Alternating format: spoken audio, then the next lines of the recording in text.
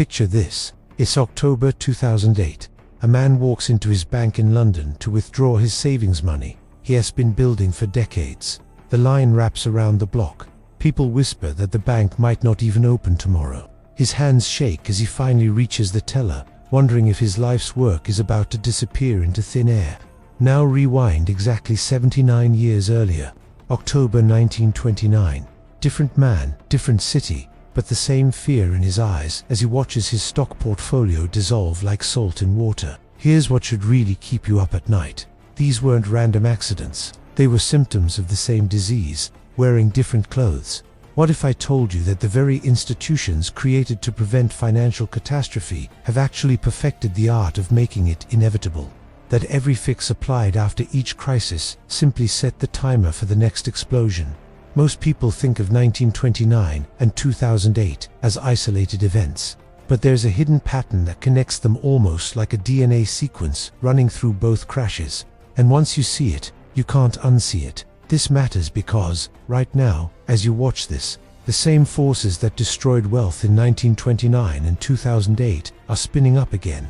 I'm not talking about conspiracy theories or fear-mongering.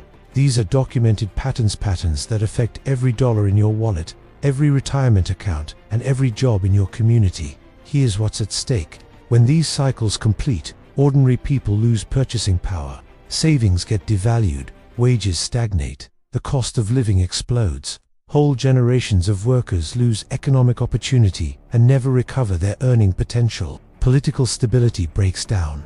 Crises don't just bankrupt companies, they shake governments and fuel extremist movements. And if you can understand how these patterns work, you can see exactly who profits from the chaos hand. It's almost never the middle class. Let's be clear, this isn't financial advice.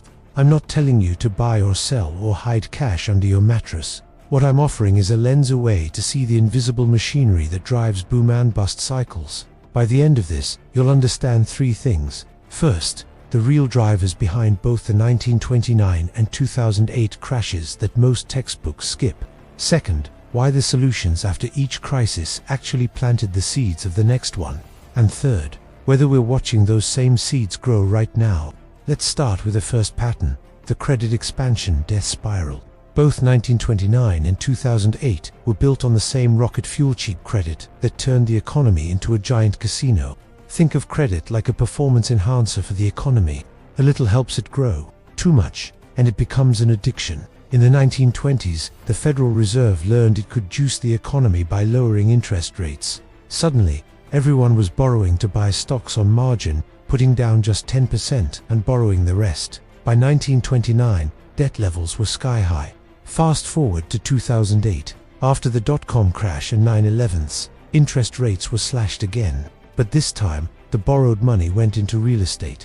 Banks handed out ninja loans, no income, no job, no assets, and bundled them into supposedly safe investments. Once again, cheap credit, reckless borrowing, and inflated asset prices created a bubble detached from reality. This wasn't just market failure, it was policy-induced mania. When central banks manipulate the price of money itself, they distort every economic calculation downstream. But cheap credit alone doesn't explain the scale of what happened. The second driver was the illusion of safety through concentration. Both crashes were fueled by the belief that putting more power in fewer hands would make the system safer.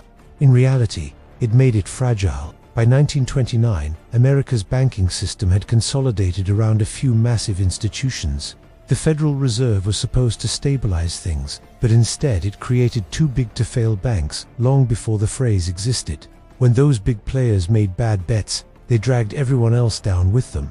Fast forward again, in 2008, 5 banks controlled more than half of all US banking assets. They had armies of analysts and fancy risk models, but they were all making the same bets, using the same assumptions. It was like having 5 different bridges all built with the same bad math. When one collapsed, they all did. Concentration gives the illusion of control, but in truth, it creates interconnected fragility. The financial system became a monoculture, and monocultures are always vulnerable to collapse. Then there's the third driver, the most dangerous one of all, moral hazard. Both errors were fueled by a belief that someone else would always step in to prevent disaster. In the 1920s, investors believed the Fed wouldn't allow a serious downturn. In 2008, Wall Street had learned the same lessons, just more explicitly. After decades of bailouts and interventions, the message was clear: take massive risks, and if it all goes wrong, taxpayers will clean up the mess. This is moral hazard, the idea that when you're protected from consequences, you take bigger risks. Banks leveraged themselves 30-1 because they knew they were too important to fail. And when the crash came, they were right. Trillions in bailouts confirmed it. So what happens when you combine cheap credit, concentrated power, and moral hazard? You get the perfect storm, and when it breaks, it doesn't just destroy markets, it destroys lives. The first consequence is wealth destruction that hits the middle class hardest. After 1929, the wealthy took losses but had buffers: land, gold, diversified assets. The middle class, heavily leveraged and overexposed, lost everything. Unemployment hit 25%, wages collapsed, and yet the wealthy used the downturn to buy assets at fire sale prices. The same thing happened in 2008. Homeowners, especially middle-class families, lost $16 trillion in household wealth. 10 million lost their homes. But Wall Street, it got bailed out. The Fed printed trillions, inflating asset prices again. Those who already owned assets got richer. Those who didn't were left behind. Inequality soared. The second consequence was regulation that missed the point. After 1929, reforms like Glass-Steagall and the SEC were created.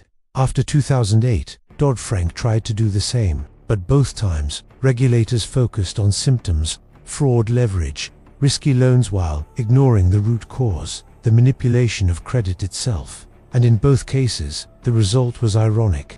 The same institutions that caused the crisis came out stronger and more powerful. The Fed gained more control. The big banks got even bigger.